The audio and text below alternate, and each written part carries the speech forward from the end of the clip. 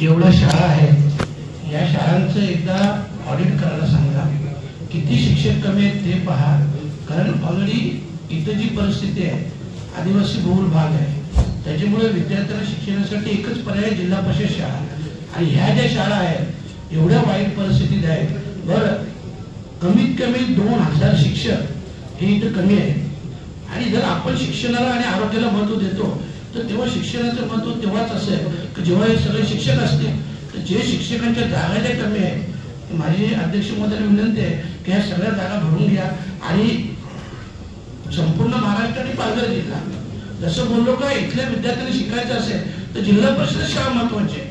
आणि म्हणून त्याच्या जेवढे जागा बाकी आहे त्या सगळ्या जागा भराव्यात अशी मी विनंती करतो. आणि सगळ्या शाळांची ऑडिट करून घ्या, तुम्हाला माहिती मिळेल सत्य परिस्थिती काय.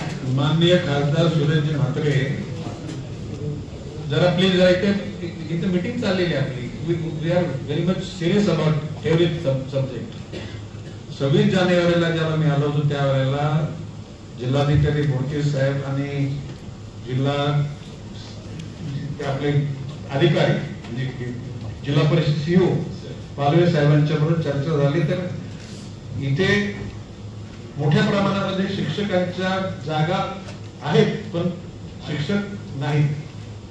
तिसऱ्या दिवशी माननीय दादा भुसे साहेबांशी मी चर्चा केली आणि भुसे साहेबांनी कालच पालवे साहेबांना बोलवलं होतं. बरोबर आहे पालवे साहेब?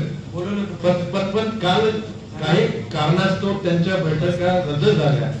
म्हणून मी कालपर्यंत त्यांना विचारलं ऐकलं का किंवा आमचे पालवे साहेब आले का, तर ते बोलले की आज एकूणच माननीय मुख्यमंत्री मोदयांच्या बरोबर जास्त बैठका होत्या म्हणून मी पुढच्या आठवड्यात तुम्हाला बोलवलं वाटतं. ऐकला का?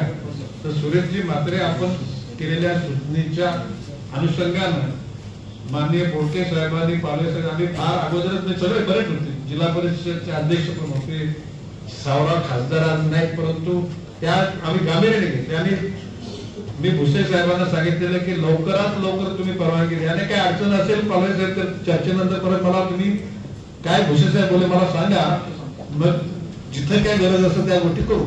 आणि सुरेशजी म्हात्रे, आपली सूचना योग्य आहे आणि त्यांनी दखल घेतली.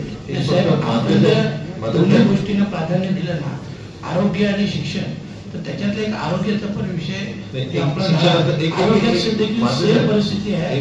अनेक जागा रिक्त आहे आरोग्याच्या. आता स्वतः दोन्ही गोष्टीला महत्व देतात, दोन्ही गोष्टींची पूर्तता व्हावी. अरे सुरेश म्हात्रे साहेब, जरा ऐका, तुमच्या त्या शिक्षण विभागाच्या अनुषंगानं शिक्षणाचे निरंजन जे डावकरी काय बोलू इच्छित एक विषय शिक्षणाचा यायला होता की अध्यक्ष महोदय, आपला हा जिल्हा आदिवासी जिल्हा असल्या कारणाने याच्यामध्ये पेसा कायद्याअंतर्गत आपल्याकडे बरेचशे जागा या रिक्त आहे आणि रोस्टर तपासून याच्यामध्ये बेसिकली हा कोर्टामध्ये पण विषय असल्या कारणाने ती जी गॅप आहे ती लवकर भरण्याच्या दृष्टिकोनाने करताना आपण निर्देश दिलेलेच आहेत. त्याच्यामुळे ते लवकरात लवकर व्हावं अशी विनंती होती. आणि न्यायालयाच्या निर्णयाला अधीन राहूनच संस्थेकडनं जर आपण बंधनपत्र घेऊन शाळेची रोस्टर तपासणी करून घेतली तर निश्चितच या सगळ्या विषयाला गती येऊ शकेल अशी विनंती. या बाबतीमध्ये जिल्हा परिषद सीओच्या बरोबर आणि माननीय जिल्हाधिकाऱ्यांनी गांभीर्याने बोलवलं आहे.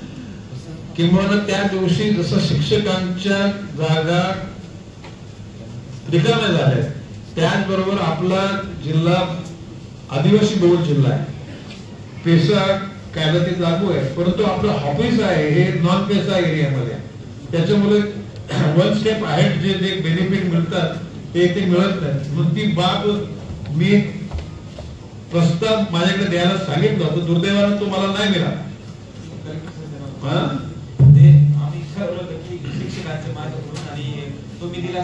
तुम्ही एक काम करा, या येत्या सोमवारपर्यंत मला पाठवा, म्हणजे मंगळवारच्या कॅबिनेटच्या वेळेला माननीय मुख्यमंत्री मोदयांबरोबर आणि वित्तमंत्री अजितदादांबरोबर सुद्धा मी बोलेन. अध्यक्ष महोदय, याला धरून एक विषय असा होता ज्या